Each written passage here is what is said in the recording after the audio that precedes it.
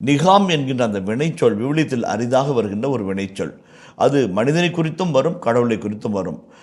அறிவு தெளிந்து, நான் என் தந்தையின் இல்லத்தில் எவ்வளோ பேருக்கு உணவிருக்க நான் இங்கே பசியால் சாகிறேனே, எழுந்து என் தந்தையிடம் செல்வேன். அப்பா, உனக்கு எதிராக வானத்துக்கு எதிராக குற்றம் செய்தேன், உன் மகன் என்று எண்ணப்பட தகுதியற்றவன், நான் உம்முடைய கூலிக்காரர்கள் ஒருவனாக என்னை கருதும் என்று சொல்வேன் என்று சொல்லிக்கொண்டு புறப்பட்டு போனான்.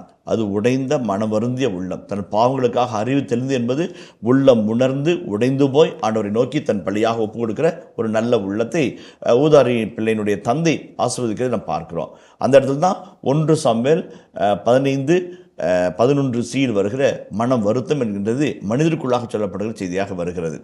மனம் விதும்பி அழுதார் என்று ராயப்பரை பேதுரை பற்றி மார்க் அழகாய் குறிப்பிட்டு சொல்வார், லூக்கா குறிப்பிட்டு சொல்வார். அந்த மனம் விதும்பி அழுகிறது எது? உடைந்த உள்ளத்தை, மனம் வருத்தப்படுகிற நிலையை சுட்டி காட்டுகிறது. அதை போலவே பழைய ஏற்பாட்டில் மாற்று சிந்தனையாக, வேற்று சிந்தனையாக கடவுள் மனம் வருந்தினார் என்று ஒரு செயல்பாடு வருகிறது. அதுக்கு HVD ப்ரவுங்க் என்கின்ற உலக புகழ்பெற்ற பேராசர் சொல்லும்போது, God is emotionally hurt, he suffers a emotional hurt என்று மொழியூர் விளக்கத்தை அவர் சொல்வார். உணர்வுபூர்வமாக உள்ளம் நொந்து வருந்துகிற ஒரு இறைவனை இந்த பகுதி படம்பிடித்து காட்டுகிறது, இந்த வினைச்சொல் படம்பிடித்து காட்டுகிறது.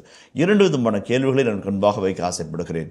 ஒன்று, பழைய ஏற்பாட்டில் இறை தன்மை விளக்க வந்த ஆசிரியர், குறிப்பாக இணைச்சட்ட வரலாற்று நூலாசிரியர் கடவுள் தன்மை பற்றி விளக்கும் போது வல்லவர், நல்லவர், போதுமானவர் என்றெல்லாம் விளக்கிச் சொல்வார்.